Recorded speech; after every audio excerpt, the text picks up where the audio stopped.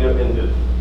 John Milnor, 37, well-educated Seattle, Washington salesman who is being held in Seattle jail after police said he had admitted 32 safe-cracking jobs in Seattle and vicinity in recent months, which netted him between $5,000 and $7,000. Milnor, who is without previous criminal record, told police he learned the art of safe-cracking from an old man named Napier Harbor 3 years ago. Police are busy trying to locate the learned old gentleman. Milnor, on the left, is shown in custody of Detective Captain Marshall Scrapper.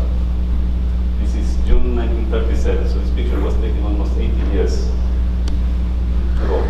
So the period, our composers, right? Yeah.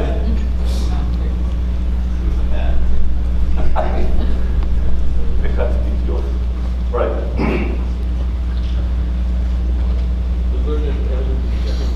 The learned gentleman, yes. So,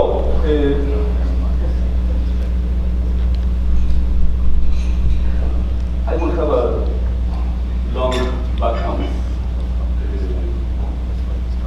session before getting to starting with the top proper. So I want to ask, how many people in the audience have actually gone through and read all 6 pages of Siegel's proof of the existence of Siegel basis?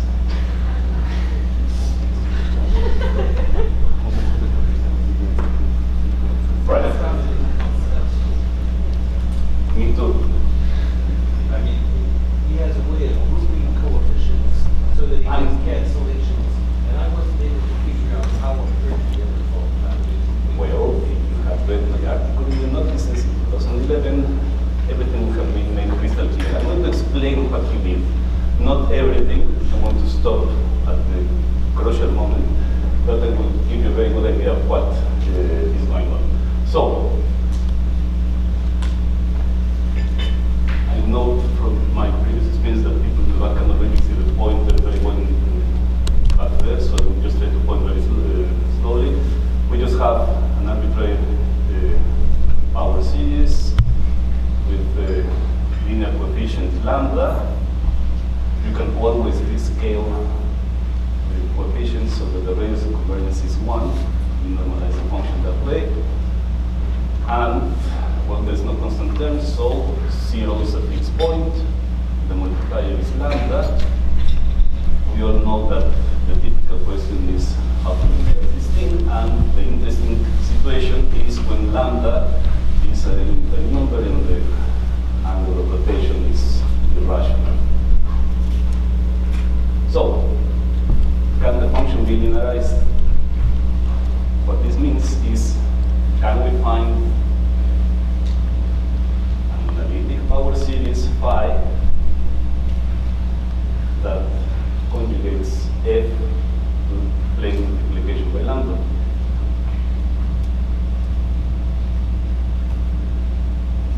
And for the purposes of Siegel's idea, Siegel's proof, we want to normalize phi so that the first coefficient C1 is equal to 1.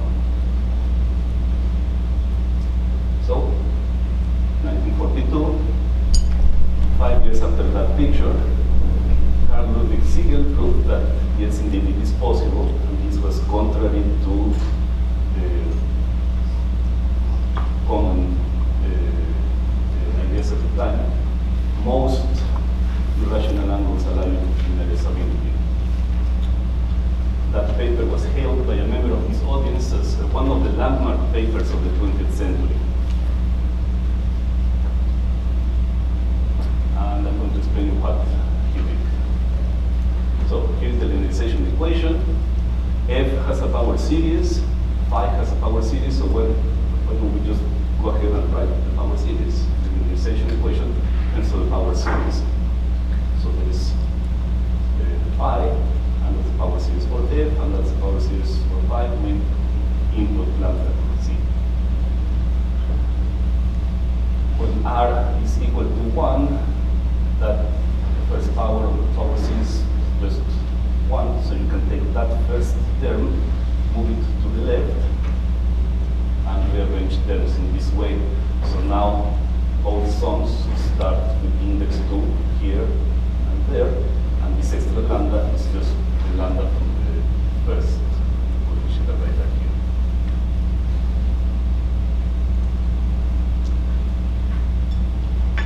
What the linearization equation says is that ck times lambda to the k minus lambda is the coefficient of ck in some power series, and that has to be exactly the same as the sum of all the coefficients I can extract from the right-hand side whenever c to the k monomial appears on the right-hand side. So we have to figure out how many c to the k monomials we can extract from this expression. So this is a power of a power series. So any power of r of this power series will produce a c to the k monomial exactly when r is between 2 and k.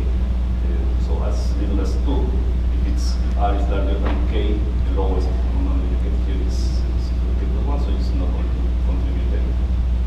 And each monomial that we obtain is going to be a product of terms of this form, r of them. So we'll have coefficient ar times some term of that form, another term of that form, and so on, r of them, with the condition that the powers of c add up to k. And what that means is that the coefficient ck lambda k minus lambda on the left-hand side is equal to a sum for all possible or allowable values of r of expressions of this form, ar times absolute of c's, where the indices add up to k. So this is a formula. I just put the lambda to the k minus lambda on the left-hand side. I just divide them on the other side. So this formula tells me how to compute the coefficients ck for the linearization function phi that we wanted to find. Is a recursion. C1 is 1, that's the beginning of the recursion, and then we have a formula for ck that depends on previous coefficients. So it's a recursion. When you have recursion, you just work through the recursion and you can find all the coefficients C1, C2, C3, and so on. So you have a formula that gives all the coefficients of the power series for phi. So it sounds like we linearized F. But the power series may not converge. These coefficients may turn out to be very large. What is the problem? The problem is this factor here.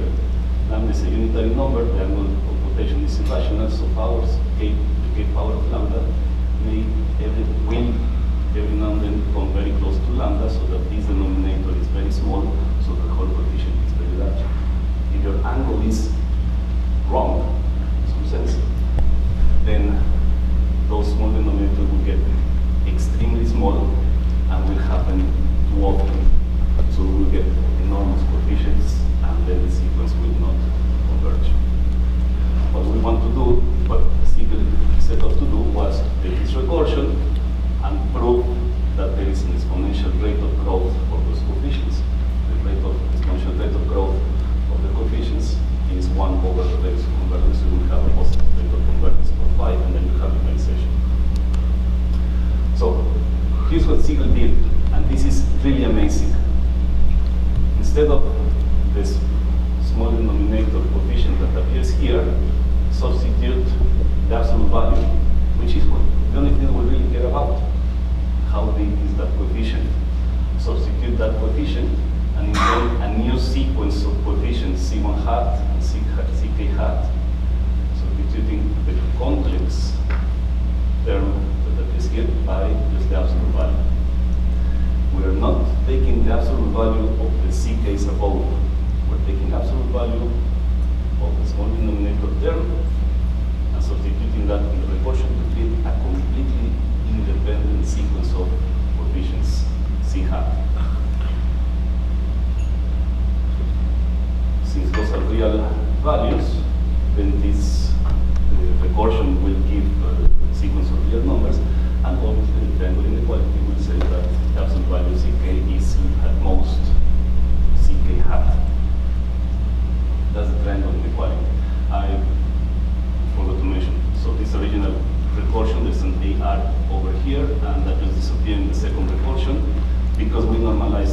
so that the risk of emergency is at most 1.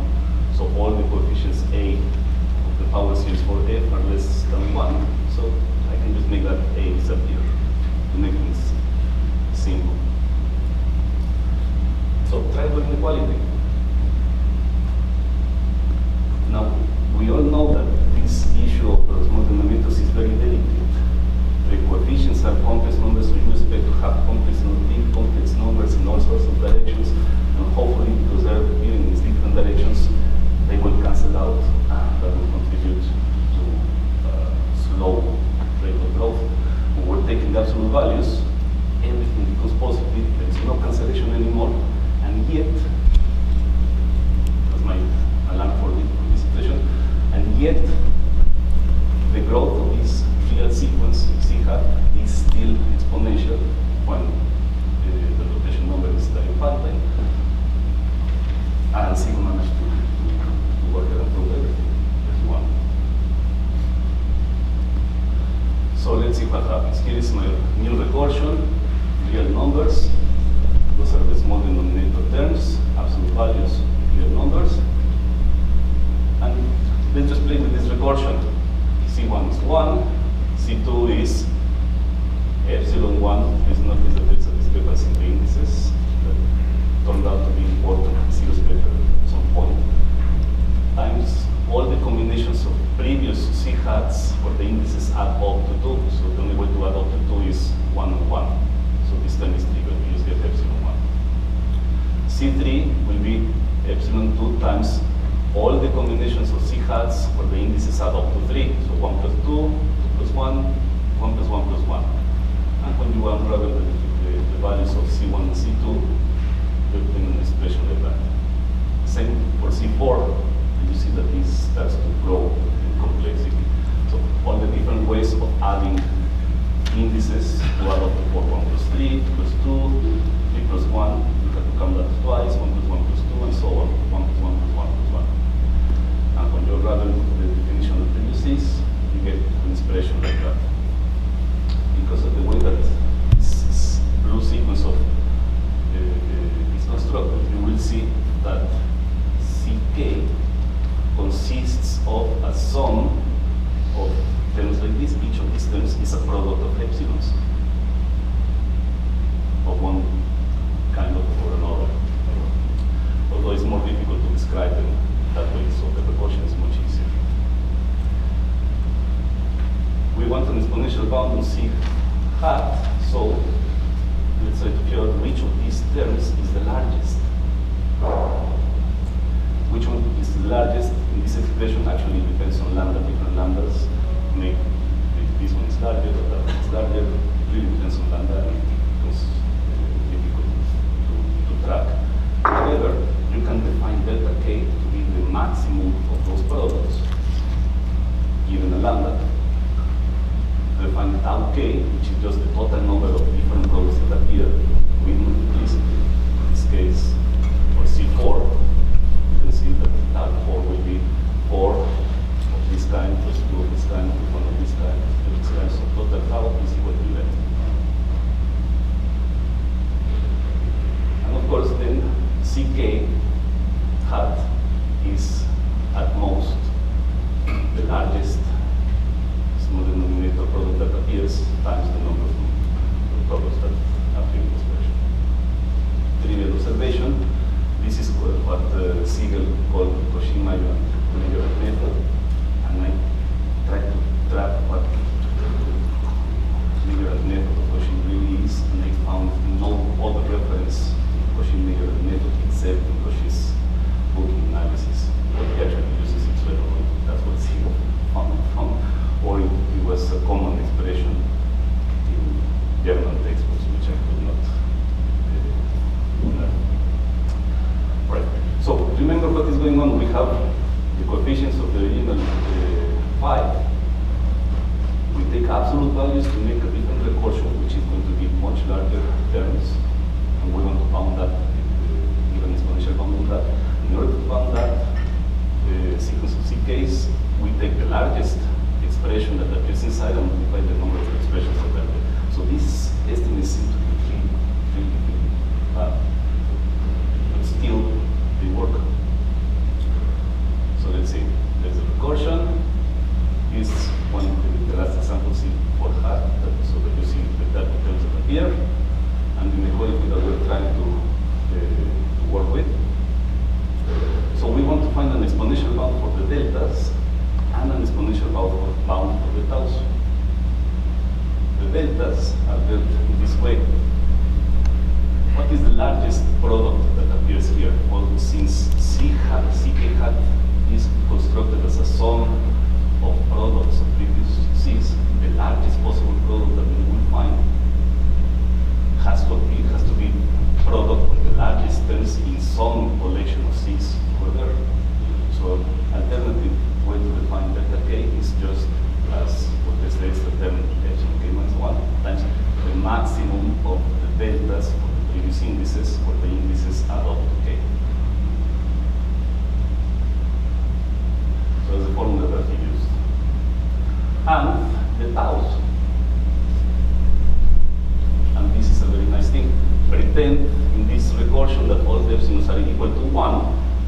So you get 4 times 1, 1, 1, 2 times 1, 1, 1, 1, 1, and so on. So the actual sum that you want is given by this recursion, but we just substitute the epsilon by plain 1 in here. So it's a new recursion. And we're going to talk about this recursion a little bit. The important observation is that by working in this way, Siegel separated all the behavior that he wanted to study into completely independent discussions. The deltas contain the epsilon products, the small denominator products, and you work here with products of small denominators, and you have to do some diaphantic analysis and so on. And independent of that, there's the taus.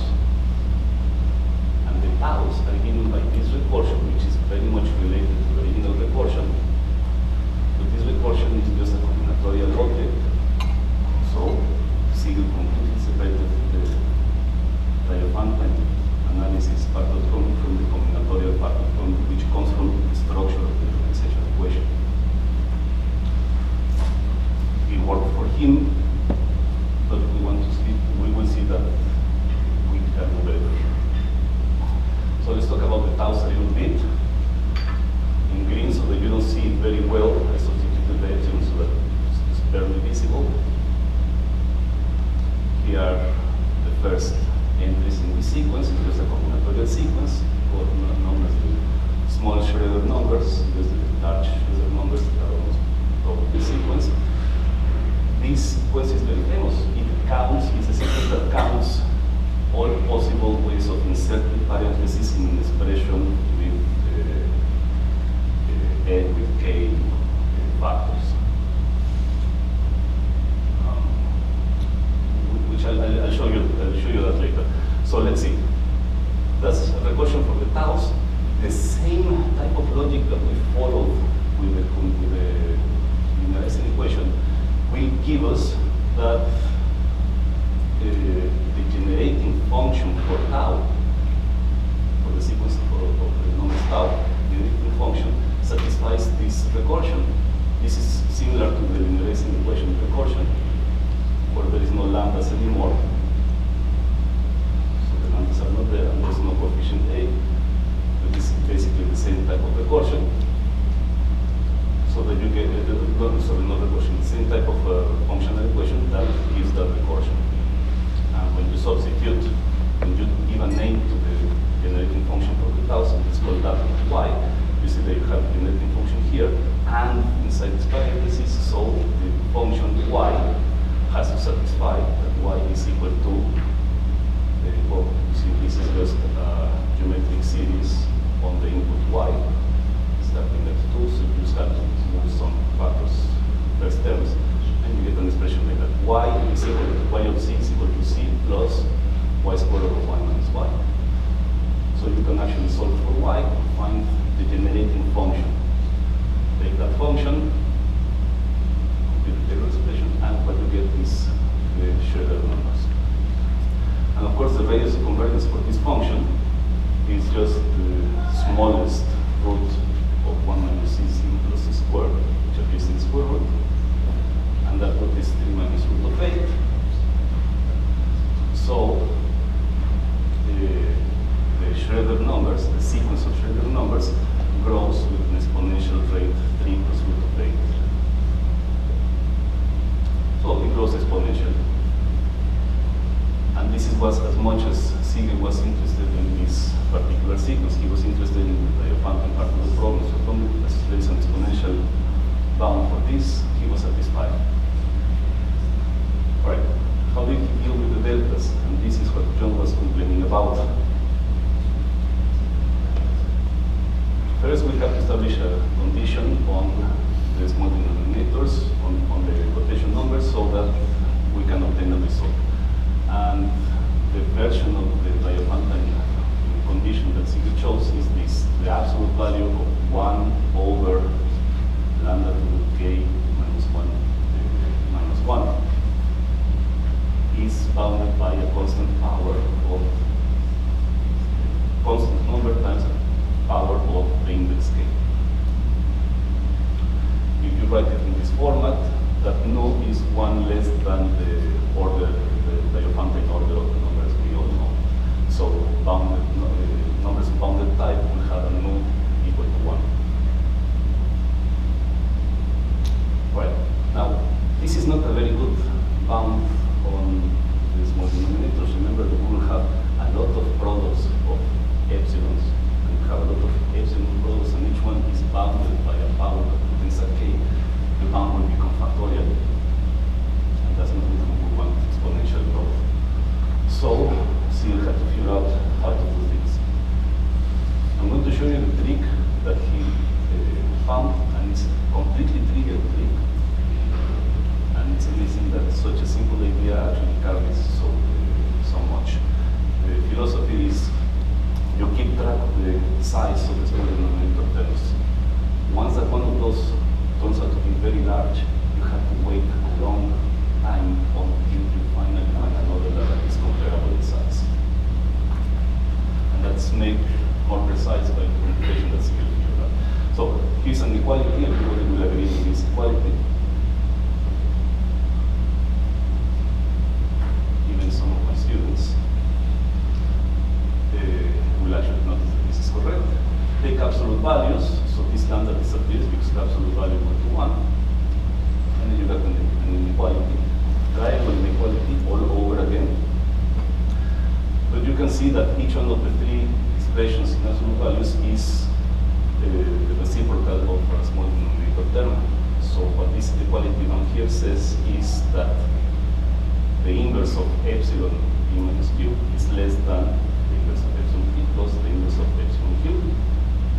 Find the smallest of the 2 epsilons from the minimum, take the inverse as the largest of those 2 expressions, multiply by 2, and then you have this order equality.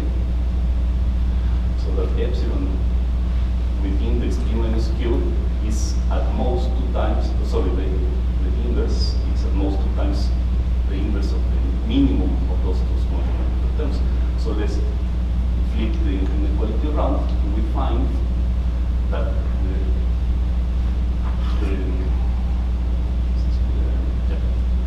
that the smallest of these 2 epsilons is I click on here.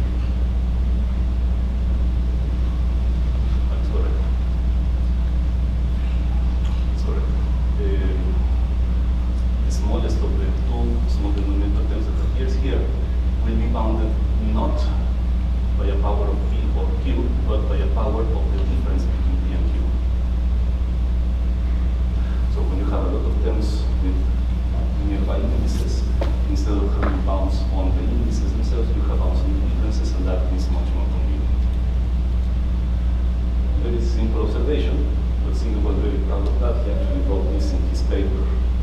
This simple to mark is the main argument of the whole problem. That was Siegel's contribution to the dynamical system. The fact that once that you have a very large small denominator term, you have to wait a long time so that this estimate becomes large, so that the other small denominator term can be of comparable size. All right. Now remember that in our expression there were products of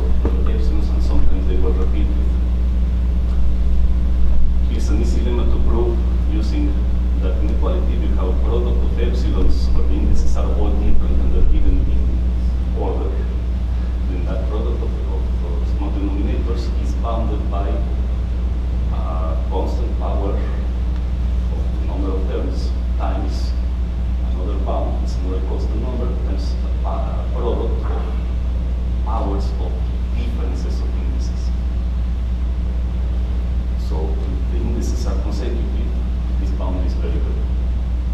However, the expressions that one finds from the linearization equation have repeated smooth in numerical terms, and then he had to go ahead and work around, make a complicated distribution of the powers of epsilon in different pieces of vectors so that he could apply this lemma and actually get the exponential bound. That's part of this mess, but the idea is very simple. All right.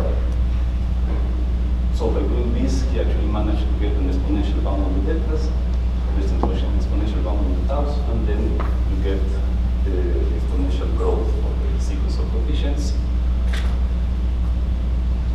and you get the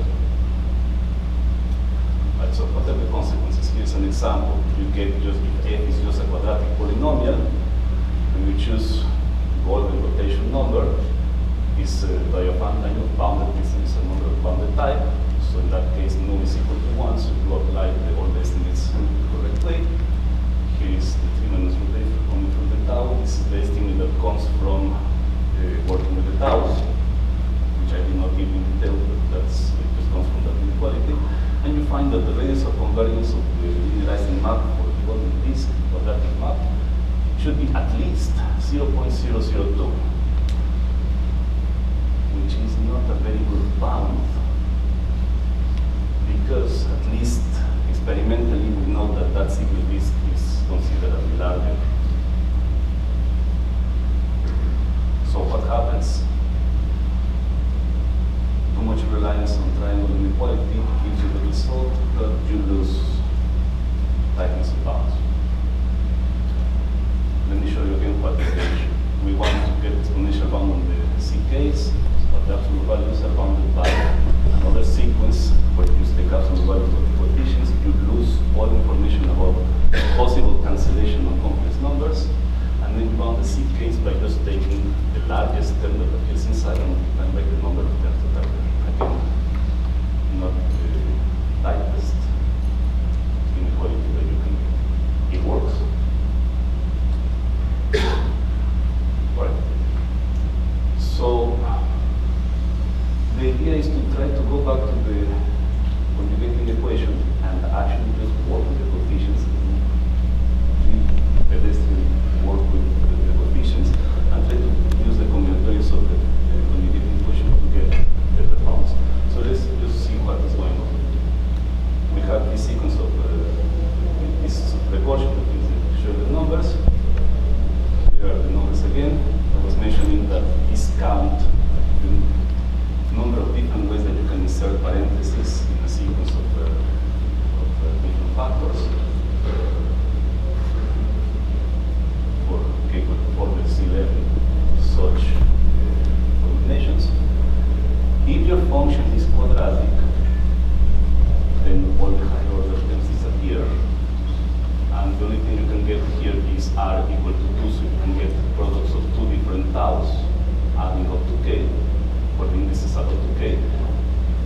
So going from the general equation down to quadratic functions, you get a related sequence, which is given by this. And you will recognize this one. This is the sequence of Catalan numbers. Sorry, that's the wrong picture. That's Catalan.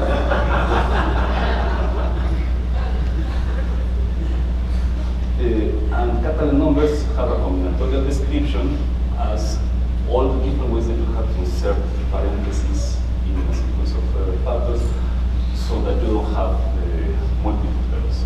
So in generality, for shaded numbers, you're allowed to have products of 4 numbers with parentheses, and somehow that makes difference. That makes a difference. But here, all the parentheses have to, every time you take a product, has to be a product of exactly 2 terms. And there's many less of those. All right. So if your function is quadratic, Catalan numbers are playing a role here. You want to take advantage of that. Basically, because the sequence of Catalan numbers grows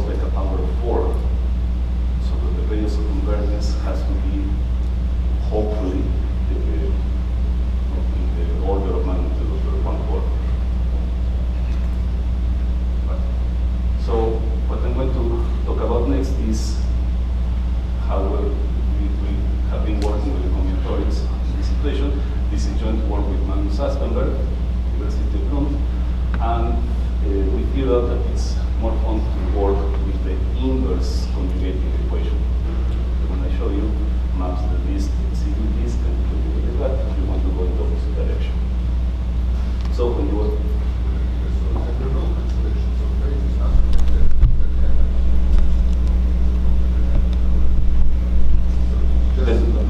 you take absolute values and you completely forget about any possibility of cancellations.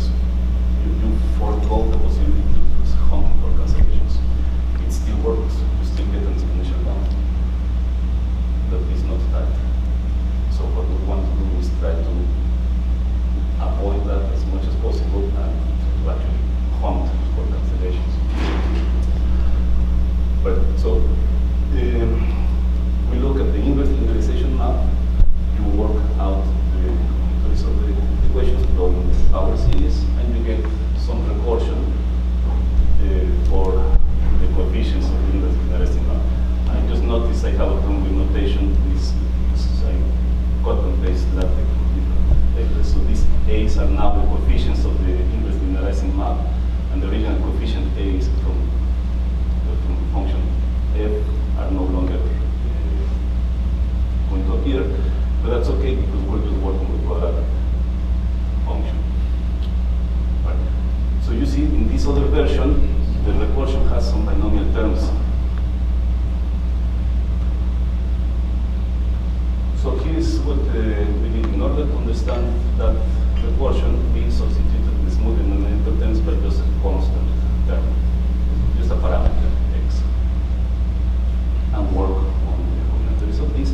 And eventually the idea is to substitute back the small denominator terms, and we'll take a little bit about that. So let's see how this other recursion works. A1 is just x. You start with that. You can start with anything.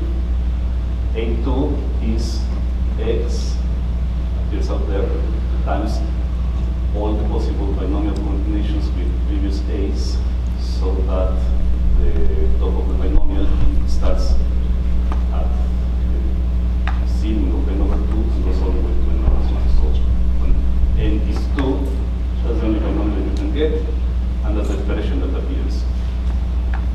When a is 3, ceiling of 3 over 2 is still 2, so you only have one possible term that appears there. When you unravel what happens with the previous A2s, you get an expression like this, a polynomial in X. A4, ceiling of 4 over 2 is 2, so you get a term with 2 and a term with 3. With A2 and A3, you substitute those A's, simplify, and you get different expressions with lots of binomial products. Here is A5, again, the ceiling of 5 over 2 is 3, so you have a term with 3, a term with 4, A3, A4, and you get different expressions with a different number of binomial terms, and it's really important. So here's the last one, so you have a model for how does this look like. What happens? Because of the way this sequence was constructed, what you obtain here is a sum of different products of binomials with some power of x, and we can describe what is that. That's very simple. You just take any sequence of integers b in order. bs plus 1 is exactly equal to n, b1 is exactly equal to 1, and this funny inequality sign is just an abbreviation to mean that bs is larger than the previous one, but this is less than this one, but not more than half as small as that one. In particular, since the first b1 is 1, that forces that b2 has to be equal to 2. That's just part of how the equation works. So you will always have a binomial 1, 1 and a binomial 2, 1 in all of the 2, 1 and 2 in all of the terms. Any such sequence of integers gives you a product of binomials with a power of x. Where you have the sequence b1, b2, all the way to bs in the top, and the differences of the sequences at the bottom. And the coefficient an is just the sum of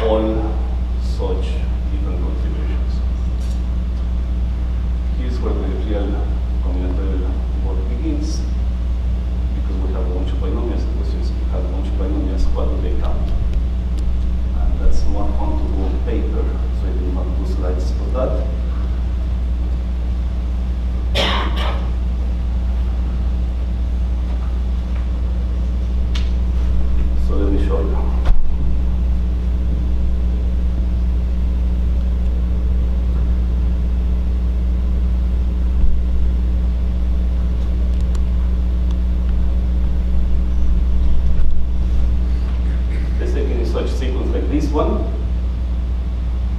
here n will be exactly equal to 8, and we have a bunch of binomials. So we have 5, 3. 3 is the difference between 8 and 5. Then we have 3 and 2, 2 being the difference between 5 and 3. And then we have another binomial 2 and 1, 1 being the difference between 3 and 2, and 1 with a 1, which is just the difference between 1 and 1. So those are the binomials that we have. What do these binomials can do? We have to create a combinatorial object that counts those. And here's my combinatorial object. Just a sequence of boxes.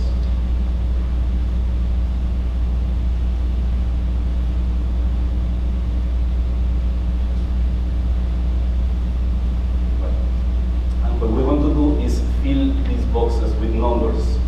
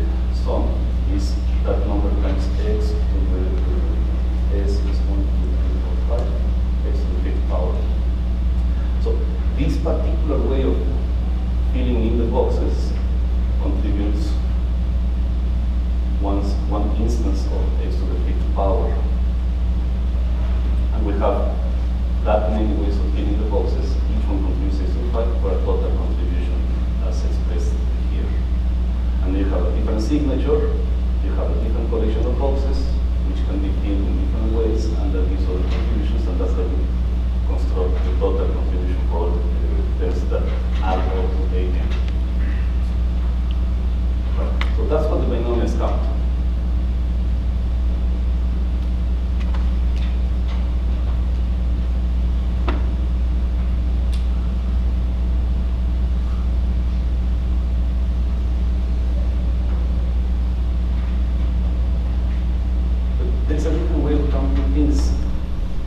sequence 1, 2, 3, 2, 4, 3, 2, which is the one that we filled in here without any boxes, appears in several different collections of boxes. It appears in that one.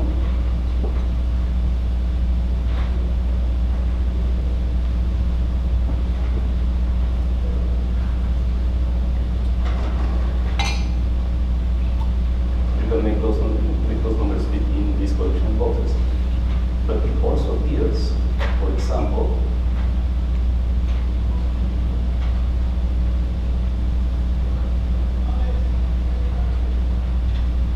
this other sequence of boxes.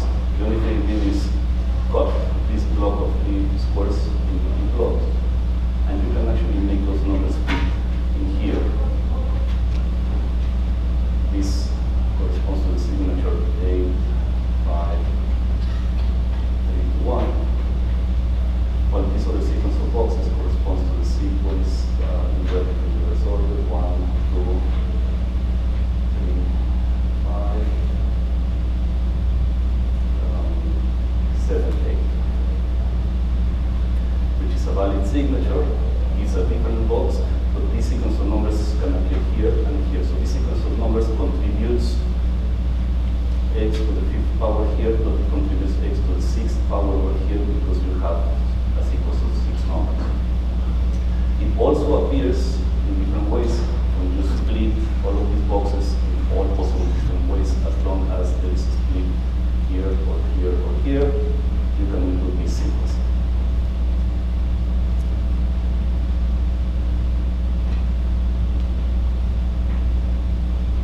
You can fit it in this other box, which corresponds to the signature 8, 7, 6, 5, 4, 3, 2, 1. I'll address it in a second. Okay? So instead of counting all the contributions that create our term, AN, by counting what fits in the boxes, we're going to take these filling sequences and see how much do they contribute as they appear in different collections of boxes.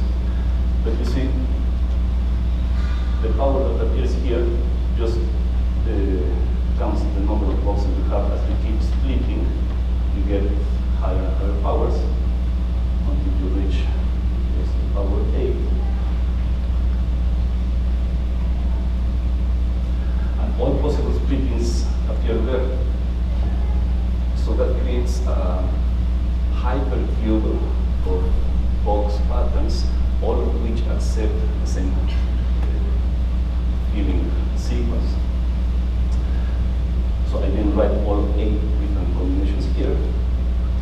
You see that that sequence contributes. So 1, 2, 3, 2, 4, 3, 2, given by the audience, contributes x to the 5, 3 times x to the 6th power, 3 times x to the 7th power, plus 1 time x to the 8th power. That's the last one. And this is just x to the 5th power times 1 plus x to the 3rd power. That's what the combinatorial is doing. Because now we're going to count all possible filling sequences, and we know what do they contribute. They contribute several times.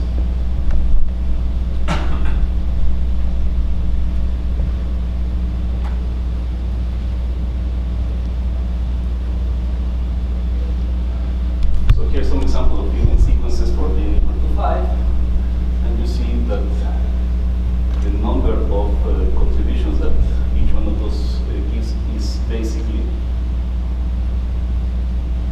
how many splittings you have in the sequence. And those splittings is the numbers that appear here come in descending order.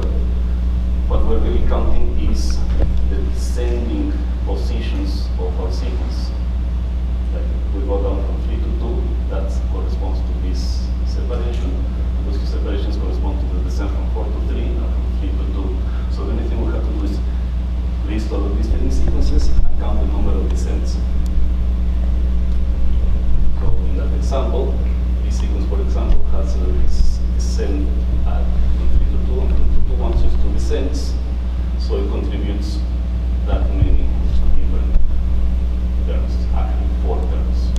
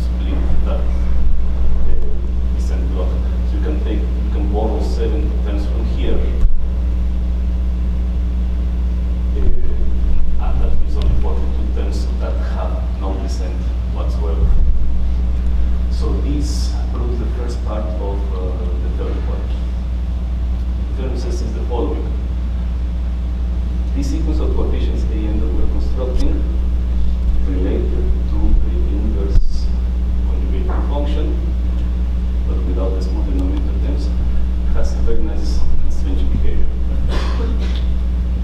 As long as x is different from 0 or negative 1, the growth is going to be super exponential.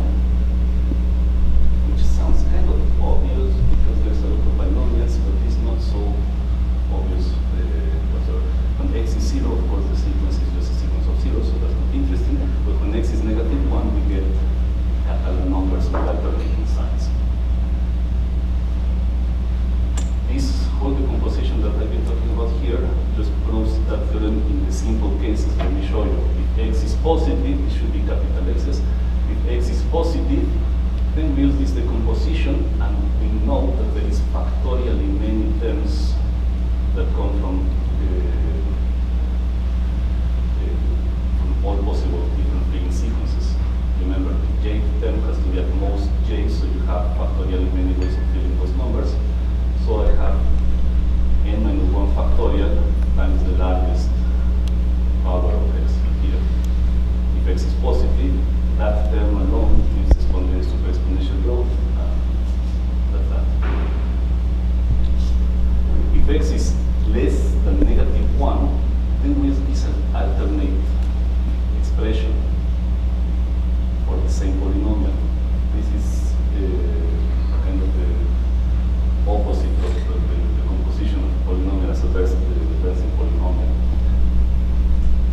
This expression is a power of x with the power of 1 plus x, power of x, power of 1 plus x. The sum of the powers is always equal to range 6, 4 plus 2, 5 plus 1, 6 plus 0.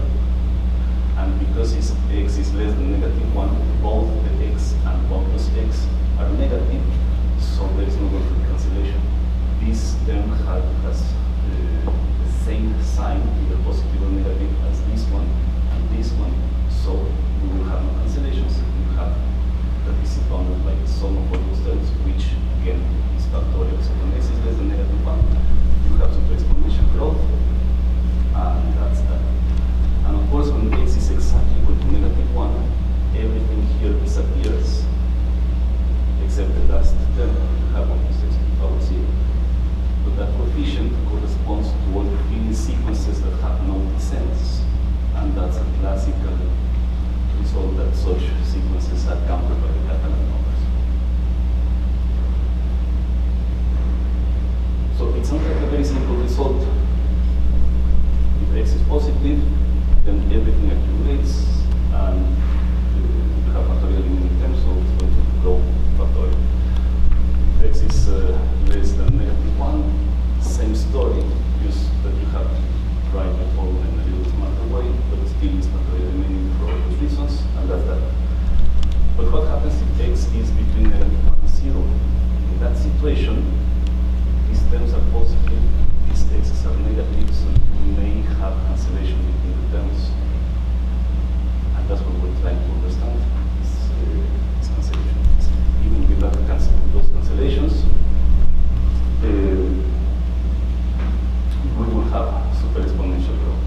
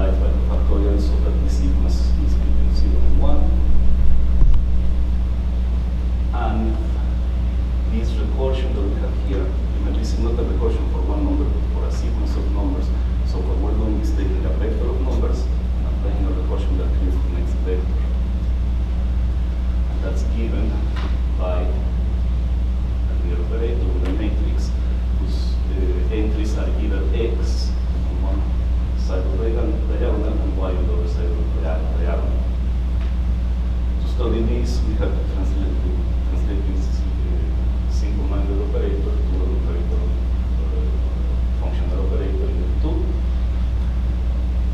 where the inputs are going to be step functions, and the operator itself is going to be a step operator. So let me just show you the picture. So that recursion over there at the top becomes just an integral with a nice kernel. This kernel is the step kernel that gives the x's and the y's as I was mentioning. So let's restate. Now my coefficient an is a factorial times the integral of these little s's.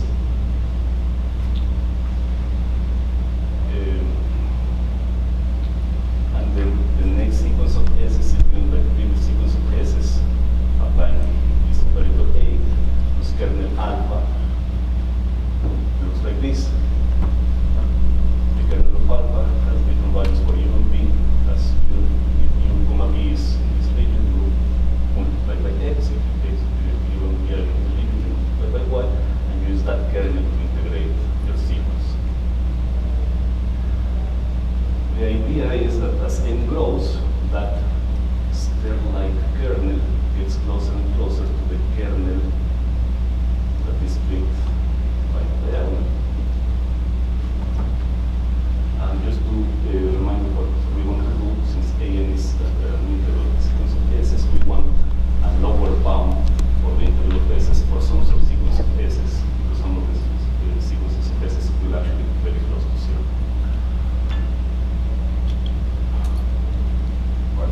So again, there's the operator that we're using, and this is the limit operator with kernel k, which is just x below the diagonal, y above the diagonal, r and our kernels are just approaching that limit operator. Zero limits. Okay, so we will push this. These operators convert to the limit operator, just add to slowly, so we have to work to show that we have correct invariance, compute the eigenvalues and eigenfunctions of the limit operator. The eigenfunctions are sinusoidal, but we have taken an exponential factor. We have to include a weighted norm to make sure that that collection of eigenfunctions is an orthonormal basis of the space F2. And then, since our original sequence was here, we have to make sure that we collect a basis for the real portion of our space. The idea is that since the eigenvalue is less than it's larger than 1, all of the iterates are converted to this collection of sinusoidal value functions. And then we can stop the operators.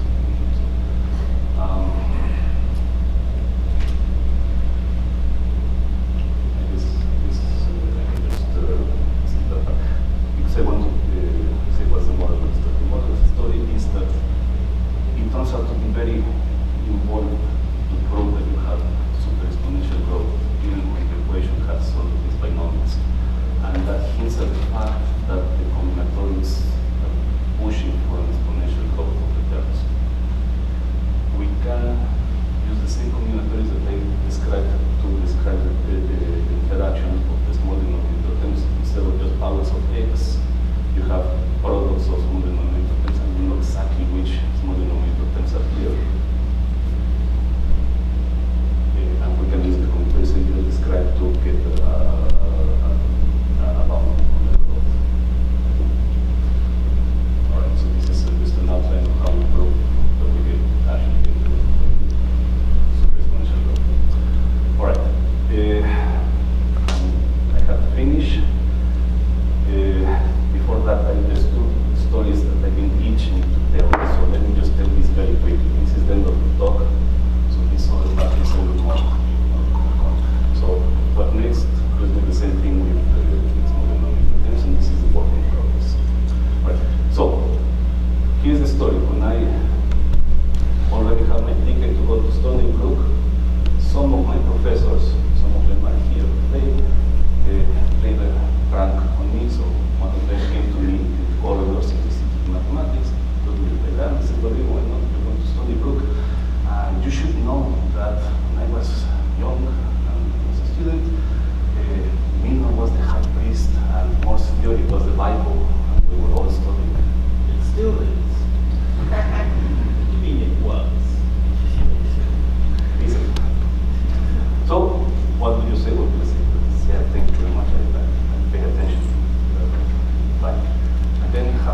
there's some other professor of course, Rodrigo, you should know that because Milnor was the high priest, and characteristic classes was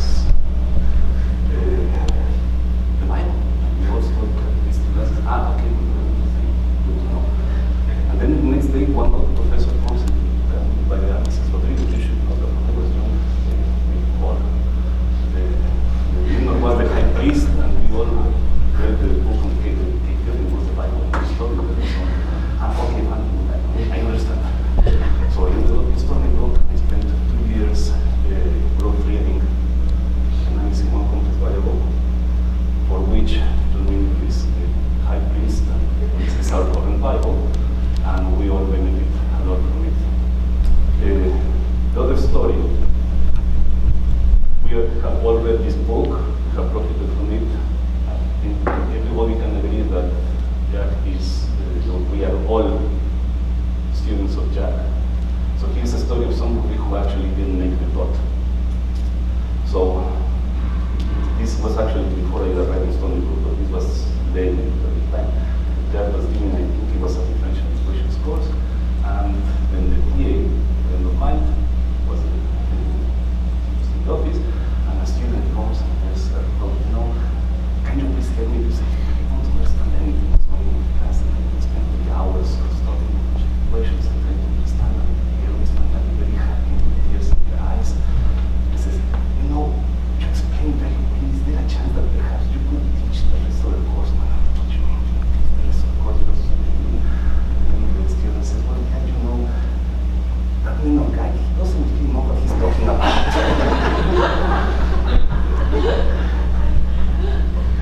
Other than that example, I think we cannot agree that we all have benefited from Jack's expert advice and insight. So thank you very much, Jack, and happy birthday.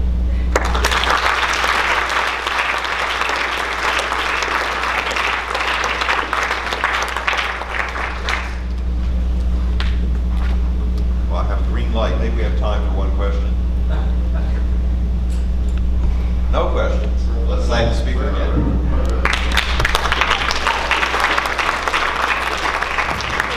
The next talk is at 4:30.